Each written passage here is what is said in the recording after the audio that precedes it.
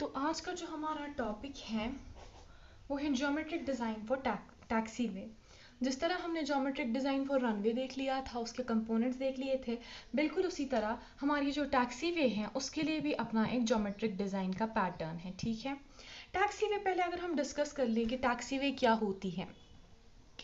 मान लीजिए ये आपका एरोप्लेन का रनवे है जिस पे आपकी एरोप्लेन को लैंड करना है या टेक ऑफ करना है। So this is your main runway, जिसमें आईसीएओ ने हमें क्लासिफिकेशन दे दी है कि इसकी विड्थ आप 45 मीटर्स रख लो। ठीक है, अकॉर्डिंगली हमें वो क्लासिफिकेशन आईसीएओ ने दे दी है। ठीक है, तो आपका जब एरोप्लेन लैंड कर जाएगा, लैंड करने के बाद ये एरोप्लेन लोडिंग, अनलोडिंग, सर्विसिंग, उन सारे ऑपरेशंस के लिए रनवे पे ही वेट नहीं कर सकता।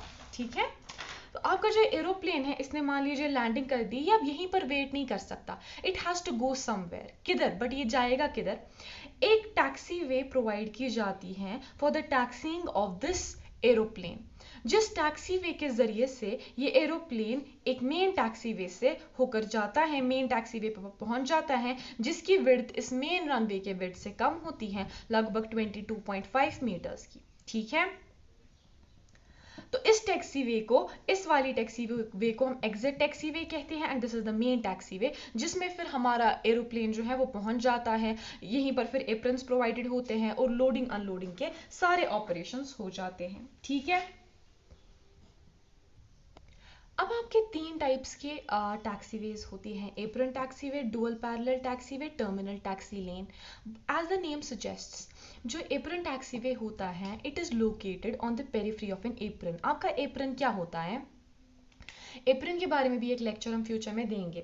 एप्रन बेसिकली एक पेव्ड मटेरियल होता है, एक पेव्ड मटेरियल होता है in front of your terminal building, जहां पर ये ऐसे स्ट्रक्चर्स होते हैं, एप्रन पेव्ड मटेरियल्स, जहां पर आपकी अनलोडिंग, लोडिंग, सर्विसिंग हो जाती है एयरक्राफ्ट्स की। मतलब जहां पर आपका एयरक्राफ्ट आफ्टर अनलोडिंग या जब आफ्टर लैंडिंग या बिफोर टेकिंग ऑफ, जहां पर हमारा एरोप्लेन प्रेजेंट होगा और जो पेव्ड मटेरियल वहां पर होगा, जहां पर रैंप लगाया जाएगा, जहां पर अनलोडिंग ऑफ बैगेज की जाएगी, उस वाले पेमेंट को कहते हैं एप्रन।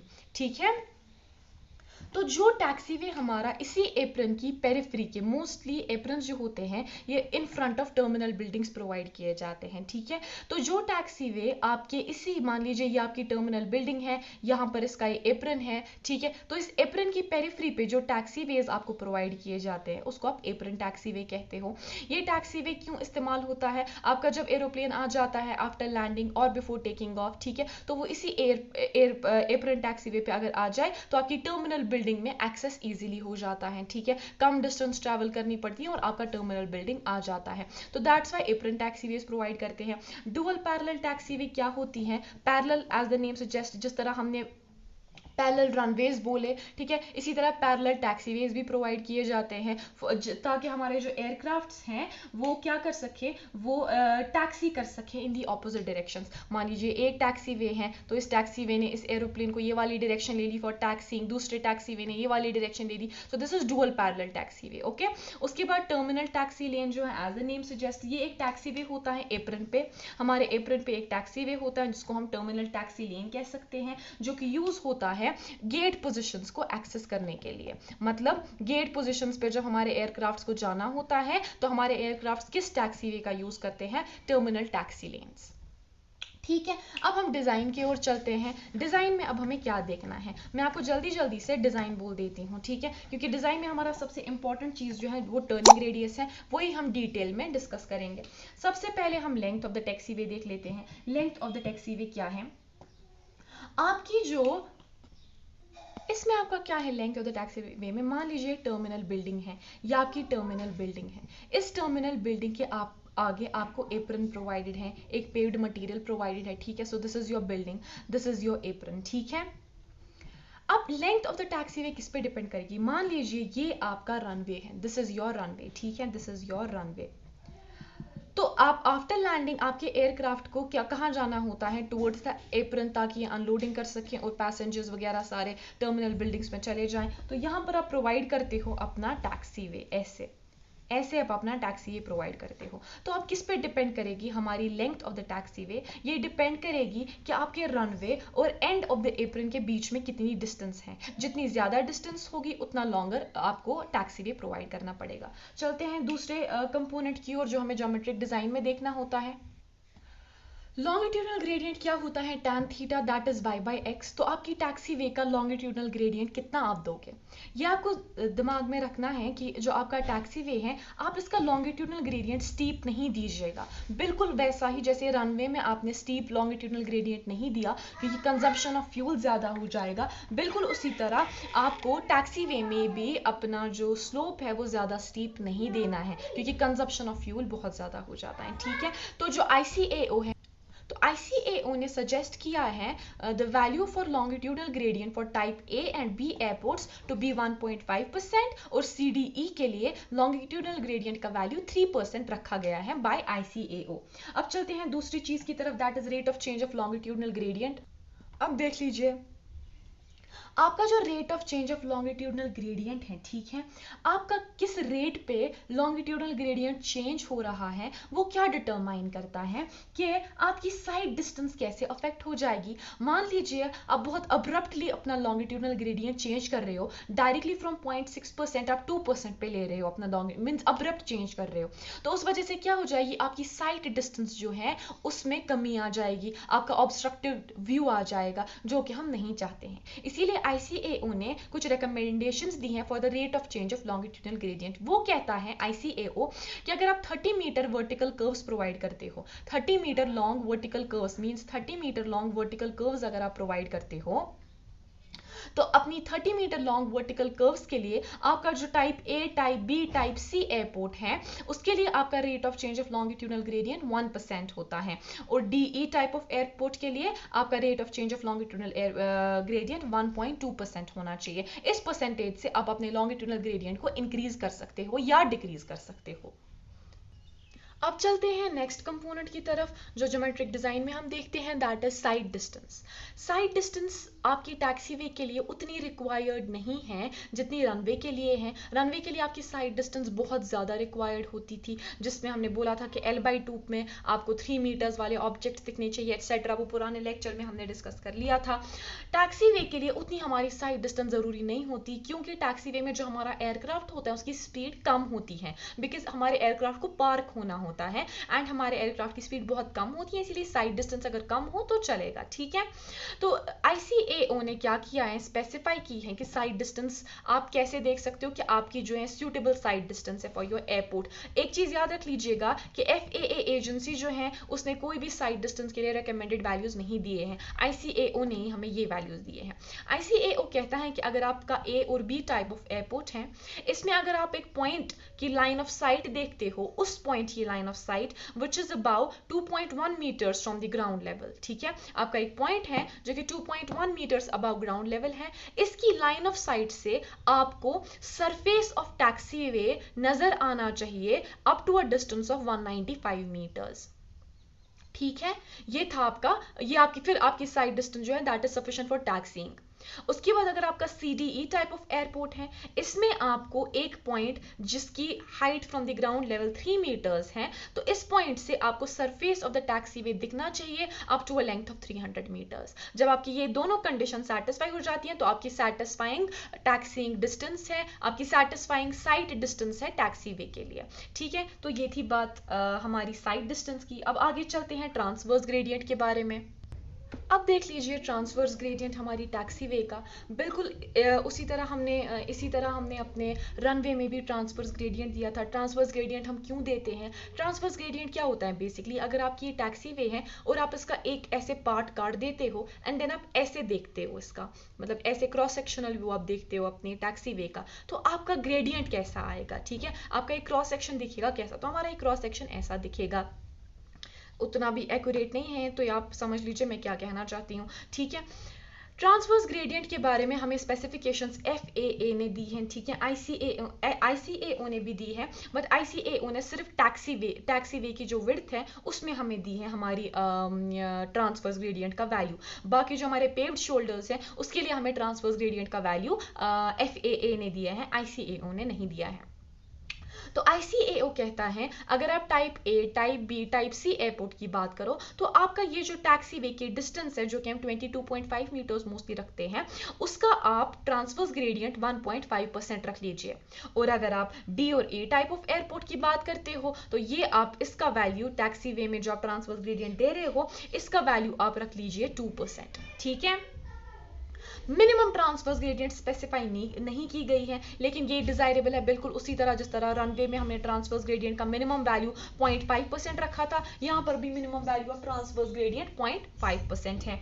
ठीक है, उसके बाद जो ICAO है, या मैंने आपको पहले ही बोला स्पेसिफाई नहीं करता है कि शोल्डर्स में, पेव्ड शोल्डर्स में आपका ग्रेडियंट क्या होना चाहिए, लेकिन वहां पर FAA आता है into action and FAA says कि आपका जो इमीडिएटली पेव्ड शोल्डर का पोर्शन है आफ्टर योर टैक्सीवे एंड्स, मतलब इस पॉइंट पे हमारा टैक्सीवे एंड हो जाता है, इसके बाद जो आपका इमीडिएट पोर्शन है उसमें आप 5%, जो immediate portion of 3 metre length है उसमें आप देते हो अपना ट्रांसवर्स ग्रेडियंट 5% का। ठीक है, और जो मोस्टली जो शोल्डर्स की लेंथ है वो हम 7.5 मीटर्स रखते हैं। ठीक है, तो 7.5 का जो इनिशियल 3 मीटर है उसमें आप 5% ग्रेडियंट देते हो और जो रिमेनिंग पोर्शन है उसमें आप 2% ग्रेडियंट देते हो। ठीक है, तो this was about our transverse gradient. ये दो है पेव्ड शोल्डर्स, बीच में आपका टैक्सीवे आ गया और हमने डिस्कस कर लिया कि टैक्सीवे के लिए 1.5, उसके बाद 3 मीटर्स बिलो टैक्सीवे 5%, उसके बाद रिमेनिंग पोर्शन के लिए 2% हम अपना ट्रांसफर्स ग्रेडियंट प्रोवाइड करते हैं। अब चलते हैं आगे। लेक्चर में हमने बहुत सारे कंपोनेंट्स डिस्कस कर लिए थे, अब हमें टोटल 3 कंपोनेंट्स डिस्कस करने रह जाते हैं। वो क्या है? Width of safety area. Width of safety area, ठीक है। Width of safety area, safety area क्या होता है? आप जो अपना रनवे है और जो आपके शोल्डर्स होते हैं, ठीक है, इसके अराउंड आप कुछ क्लियरेंस डिस्टेंस रखते हो। ठीक है, कुछ क्लियरेंस डिस्टेंस रखते हो जो कि आप वेल ग्रेडेड रखते हो एंड वेल ड्रेन्ड रखते हो। ठीक है, ये सेफ्टी एरिया आपका एक्सटेंड हो सकता है up to that point where it can meet another parallel runway. मान लीजिए यहां पर आपका एक पैरेलल रनवे है और एक पैरेलल रनवे है, तो आपका सेफ्टी एरिया यहां तक भी एक्सटेंड कर सकता है, या it can extend up to an another taxiway. ठीक है, टैक्सी वे कहीं पर हो रही है तो ये सेफ्टी एरिया हम वहां तक भी इलोंगेट कर सकते हैं, या आपका एप्रन है कहीं पर, वो भी हम इसी सेफ्टी एरिया में इंक्लूड कर सकते हैं। ठीक है, तो सेफ्टी एरियाज यही बता दिया मैंने आपको। अब इसके बाद हमें कुछ देखना है। जब हमारे जेट एयरक्राफ्ट्स अभी एडवेंट में नहीं आए थे, अभी जेट एयरक्राफ्ट्स का कॉन्सेप्ट नहीं था, तो जो शोल्डर्स हैं, शोल्डर्स में या तो लो वेजिटेशन ग्रो की जाती थी या तो स्टेबलाइज्ड सॉइल डाली जाती थी, ऐसे मटेरियल की जो कि वेजिटेशन को ग्रो न करने दे, क्योंकि large trees are not desirable around our runway. ठीक है, तो या तो शोल्डर्स में लो वेजिटेशन ग्रो की जाती थी लाइक ग्रास एक्सेट्रा, टर्फिंग की जाती थी, या तो सिंपली इसमें ऐसा मटेरियल डाला जाता था कि वेजिटेशन ना उगे। लेकिन जिस टाइम पे अब एडवेंट हो गया हमारे जेट एयरक्राफ्ट्स का, तो हमारा एक बहुत इंपॉर्टेंट एक्शन ये बन गया कि हम अपने शोल्डर्स की सॉइल को ऐसी बनाएं कि वो jet exhaust of the jet aircraft की वजह से एरोड ना हो जाए। क्योंकि अगर हम ये ऐसे ही रखते, इसमें टर्फिंग ही रख देते करके या लूज मटेरियल ही रख देते, तो जब हमारा जेट एयरक्राफ्ट स्पैन करता, नेगोशिएट करता इस रनवे को, तो क्या हो जाता, ये जो मटेरियल है लूज मटेरियल, ये इरोड हो जाता, ये लूज और ज्यादा हो जाता और जेट एग्जॉस्ट में चला जाता, मशीन्स में चला जाता और फेलियर आ जाता। ठीक है, दैट इज वाई हमें कुछ चीजें करनी पड़ी। क्या? हमें जो मैंने आपको दिखाया था ग्रेडियंट में कि हमारा कुछ शोल्डर्स ऐसे, it was something like this. ठीक है, तो ये हमारा टैक्सी वे था जिसमें हमने 1.5% ग्रेडियंट दिया था, फिर 2% ग्रेडियंट दिया था, फिर 5% ग्रेडियंट दिया था, फिर 2% ग्रेडियंट दिया था। ठीक है, तो ये वाला जो पोर्शन था ये हमने 7.5 मीटर्स रखा था। तो ये पूरा 7.5 मीटर्स जो है, हमें ये 7.5 मीटर्स बहुत अच्छे पेवमेंट मटेरियल से बनाना होता है। ठीक है, बहुत अच्छे मटेरियल से बनाना होता है, ऐसे मटेरियल से बनाना होता है जो कि थिक इनफ हो to support the load of patrolling vehicles and sweeping equipments। हमारे एयरपोर्ट पे सिर्फ एयरक्राफ्ट नहीं चलता, पेट्रोलिंग व्हीकल्स भी चलते हैं, स्वीपिंग इक्विपमेंट्स भी चलते हैं, तो उनका लोड बेयर करना चाहिए हमारा शोल्डर। ऐसा मटेरियल हमें, ऐसे मटेरियल से हमें बनाना है। दूसरी चीज जो हमारा शोल्डर है, ये हमें बिटुमिन का, मोस्ट प्रेफरेबली हमें बिटुमिन का बनाना चाहिए। इसमें हमें सॉइल वगैरह नहीं रखनी चाहिए जो लूज हो सकती है, तो ये हम बिटुमिन का बनाएंगे मोस्ट प्रेफरेबली। और क्या करेंगे, जो इसका सरफेस है वो हम ऐसे मटेरियल्स का बनाएंगे जो डिसइंटीग्रेट ना हो सके, क्योंकि जेट ब्लास्ट जो है उसका प्रेशर बहुत ज्यादा होता है, तो हमें ऐसे मटेरियल का ये बनाना है जो वो प्रेशर बेयर कर सके और उसका मटेरियल लूज ना हो। और क्या, जो इसकी सरफेस है एक तो वो हमें स्मूथ बनानी है ताकि ये इन इक्विपमेंट्स को, इन व्हीकल्स को खुद अपने ऊपर चलने दे। और क्या करना है, ये जो है ये हमारा वाटर रिटेंटिव नहीं होना चाहिए, ये इम्पर्वियस बनाना है हमें, ताकि इसमें वाटर ना जा सके, क्योंकि वो वाटर फिर हमारे टैक्सी वे को भी इरोड कर सकता है। तो ये थी बात हमारे विड्थ ऑफ सेफ्टी एरिया की। अब आगे चलते हैं, that is width of the taxiway. Width of the taxiway हमारी कॉमन सेंस है कि रनवे से तो इसकी विड्थ कम ही होगी, क्योंकि रनवे पे हमारे एयरक्राफ्ट को टेक ऑफ या लैंड करना पड़ता है, जबकि टैक्सी वे से हमारा एयरक्राफ्ट जो है वो पार्क हो जाता है। ठीक है, तो टैक्सी वे पे उतनी स्पीड हमारे एयरक्राफ्ट की होती नहीं है, तो ये कम विड्थ में भी आराम से चल सकता है अपने टैक्सी वे पे। तो टैक्सी वे के लिए कुछ रिकमेंडेशंस दी गई है। ए और बी टाइप ऑफ एयरपोर्ट के लिए 22.5 मीटर्स टैक्सी वे की विड्थ है। ठीक है, उसके बाद सी टाइप ऑफ एयरपोर्ट के लिए 15 मीटर्स है width of taxiway. Then D and E type के लिए 9.9 मीटर्स एंड 7.5 मीटर्स। तो बहुत कम है, क्योंकि अगर हम देखें अपनी विड्थ ऑफ रनवे पेमेंट वो 45 to 18 के बीच में होती थी, 18 to 45 मीटर्स के बीच में होती थी। इसका स्पैन अगर आप देखोगे ये 7.5 to 22.5 मीटर्स के बीच में लाई करती है। तो ये थे हमारे इजी टॉपिक्स। अब हम आ जाते हैं अपने उस टॉपिक पे जिसपे हमें अक्सर न्यूमेरिकल्स पूछे जाते हैं, जो कि है हमारा टर्निंग रेडियस। टर्निंग रेडियस का मतलब क्या है? अगर हमें हॉरिजॉन्टल कर्व, मतलब अगर हमारी डायरेक्शन, ये एक टैक्सी वे है, इसकी मुझे डायरेक्शन चेंज हो रही है ऐसे due to any conditions topographical whatsoever, तो हमें एक हॉरिजॉन्टल कर्व प्रोवाइड करनी पड़ती है। हमें एक हॉरिजॉन्टल कर्व प्रोवाइड करनी पड़ती है ताकि हमारा जो एयरक्राफ्ट है वो स्पीड कम करने के बगैर नेगोशिएट कर सके इस कर्व को और डायरेक्शन चेंज कर सके। ठीक है, तो इसके लिए हमें मोस्ट डिजायरेबल लार्ज रेडियस की सर्क्यूलर कर्व होती है। लार्ज रेडियस की सर्क्यूलर कर्व होती है इस चीज के लिए डिजायरेबल। ठीक है, और ये रेडियस हम निकालते कैसे हैं? v²/125f, जहां ये r जो है ये इस कर्व का रेडियस है। This is this radius. ठीक है, ये वाला रेडियस है, the radius of this curve in metres. v², v is the speed of your aircraft in kmph। kmph में क्यों और ये मीटर्स में क्यों? क्योंकि आपने ऑलरेडी ये 125 जो कर लिया, ये आपका कन्वर्जन फैक्टर था। ठीक है, इसलिए हम v kmph में ही लेंगे। उसके बाद जो ये f है, this is the coefficient of friction between the tyre and the payment, और इसका वैल्यू हम 0.13 लेते हैं। तो एक तो हमें इस फॉर्मूला से अपना टर्निंग रेडियस निकल जाता है। दो चीजें आपको याद रखनी है कि सुपरसोनिक एयरक्राफ्ट जो होते हैं आपके, सुपरसोनिक एयरक्राफ्ट के लिए आपका जो रेडियस ऑफ कर्वेचर है it should be equal to 180 metres, and subsonic aircraft के लिए आपका जो रेडियस ऑफ कर्वेचर है it should be equal to 120 metres. ठीक है, सबसोनिक जेट प्लेन जो होते हैं, सबसोनिक एयरक्राफ्ट जो होते हैं, इसका minimum value of radius of curvature 120 metres है, इररेस्पेक्टिव ऑफ द स्पीड। चाहे आपकी स्पीड सबसोनिक की क्या हो, लेकिन minimum radius of curvature 120 metres है। ठीक है, उसके बाद अब हम क्या देखते हैं? उसके बाद अब हमें एक और फॉर्मूला है जिस फॉर्मूला से हमें निकल सकता है radius of the curvature of this curve. वो कौन सी फॉर्मूला है? वो है हॉरनजेफ फॉर्मूला। ठीक है, हॉरनजेफ फॉर्मूला क्या बोलती है? तो अकॉर्डिंग टू हॉर्नजेफ ने बोला, अगर ये आपका पेवमेंट है, this is your pavement, this is your centre line. मान लीजिए ये आपका एयरक्राफ्ट है। ठीक है, ये मैं प्लान में आपको दिखा रही हूं। ये एयरक्राफ्ट ऐसे आ रहा है। ठीक है, तो यहां पर जो आपके गियर्स होते हैं, टायर्स होते हैं, उसको आप नोज गियर कहते हो, और जो ये वाले गियर्स होते हैं इनको आप मेन गियर्स कहते हो। ठीक है, तो हॉर्नजेफ कहता है that there should be a minimum distance of 6 metres maintained between the nearby main gear and the edge of the pavement. आपके पेमेंट एज में और इस मेन गियर के बीच में 6 मीटर्स की मिनिमम डिस्टेंस रहनी चाहिए। ठीक है, तो इस बेसिस पे इसने एक फॉर्मूला दी जो कि है radius of the central line of taxiway, जो कि आपकी टैक्सीवे है।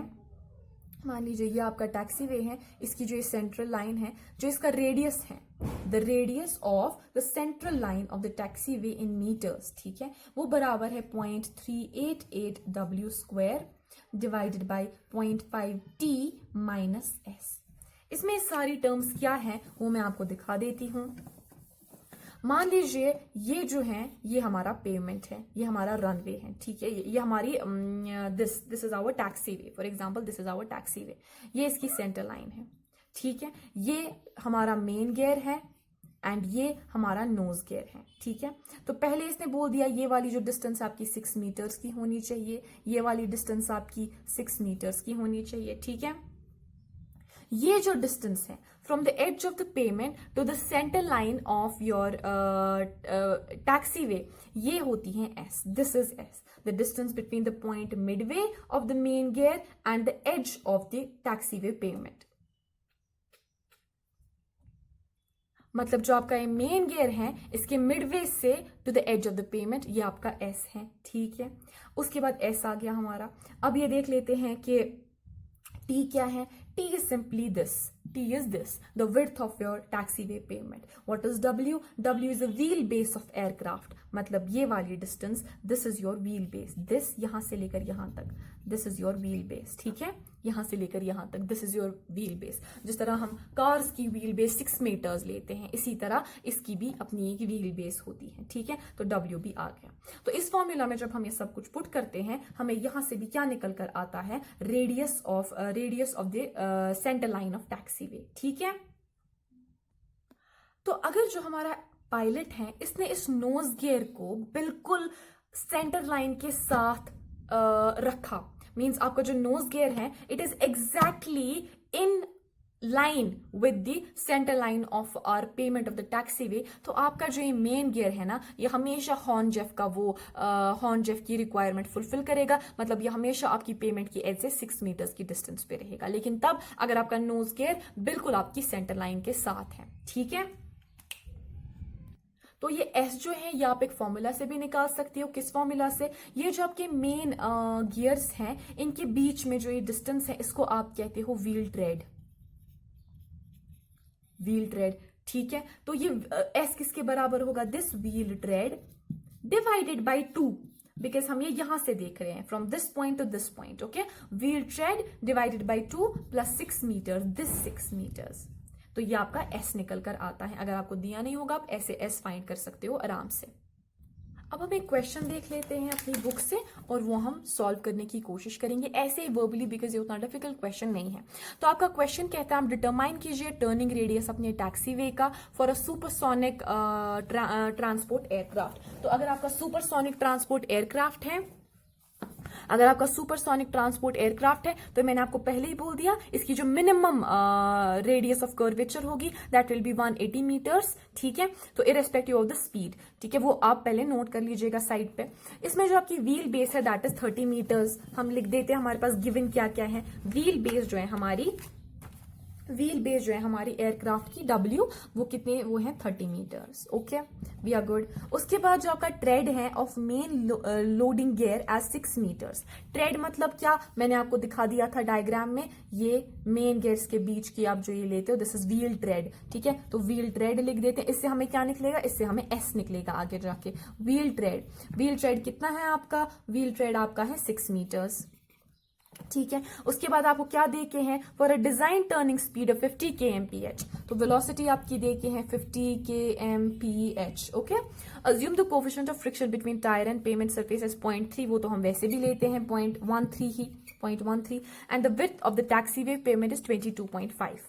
विड्थ जो आपकी टैक्सीवे पेमेंट की है दैट इज 22.5। तो हम क्या करेंगे, हम दोनों अपनी इक्वेशंस से निकालेंगे रेडियस ऑफ कर्वेचर। उसके बाद हम देखेंगे क्या मिनिमम रेडियस ऑफ कर्वेचर जो हमारे सुपरसोनिक एयरक्राफ्ट के लिए है क्या वो फुलफिल हो रहा है या नहीं। मतलब पहले आप क्या करोगे, आप टर्निंग रेडियस पहले निकालोगे इस फॉर्मूला से that is v² by 125f। v is equal to 50 square मतलब 50 square divide by 125 multiplied by 0.13, तो ये आपका आंसर आ जाता है 153.85 मीटर्स। ठीक है, ये आ गया आपका पहला रेडियस। इसके बाद आप हॉर्नजेफ की इक्वेशन से भी अपना रेडियस निकालते हो। ठीक है, हॉर्नजेफ की इक्वेशन से अपना रेडियस निकालते हो, that is r is equal to 0.388 W divided by 0.5 T minus S। Okay, तो आपका W का वैल्यू क्या है 30 मीटर्स, पुट कर दीजिए। आपका T का वैल्यू क्या है 22.5। अब S कैसे हम निकालेंगे वो देख लीजिए। यहां पर S हमने पहले ही बोला था हमारा wheel tread divided by 2 plus 6, ये मैंने आपको डायग्राम में दिखा दिया। व्हील ट्रेड आपका 6 है divided by 2 plus 6, so that is equal to 9। ठीक है, तो आपका जो S आ गया मतलब ये वाली जो डिस्टेंस है आपकी सेंटर ये आप S ये आपकी निकल गई। ठीक है, सो S आपका आ गया 9, पुट कर लीजिए आप इस इक्वेशन में। आपके सारे वैल्यूज आपको पता है, तो आपका जो आंसर है वो निकल कर आता है 155.2 मीटर्स। तो हमें दो रेडियसेस निकल गई, 153.85, दूसरा निकल गया 155.2। लेकिन जो हमारा मिनिमम रेडियस है फॉर अ सुपरसोनिक एयरक्राफ्ट वो 180 मीटर्स है इररेस्पेक्टिव ऑफ द स्पीड। लेकिन इन दोनों में हम 180 कोई नहीं आ रहा। अगर 180 से ज्यादा आता तो हम वो कंसिडर कर लेते, लेकिन हमारा मिनिमम रेडियस 180 है and these two are less than this, तो हम कौन सा रेडियस कंसिडर करेंगे, we'll take this minimum radius of 180 metres for the, तो एब्सोल्यूट मिनिमम टर्निंग रेडियस जो है हमारे अब सुपरसोनिक एयरक्राफ्ट का, वो अब हम यहां पर क्या लेंगे 180 मीटर्स। ठीक है, तो इन तीन केसेस में जब हम ये केस और ये देखेंगे, इन तीनों में जो हमारा मैक्सिमम वैल्यू आएगा हम वही लेंगे। ठीक है, इन तीनों में जो आपका मैक्सिमम वैल्यू आएगा, इन तीन केसेस में, these are 3 cases, minimum check करना है और ये 2 इक्वेशंस, तो इससे जो आपको मैक्सिमम वैल्यू निकलेगा वही आप प्रोवाइड करोगे अपनी radius of curvature. So this was all about the geometric design of the taxiway.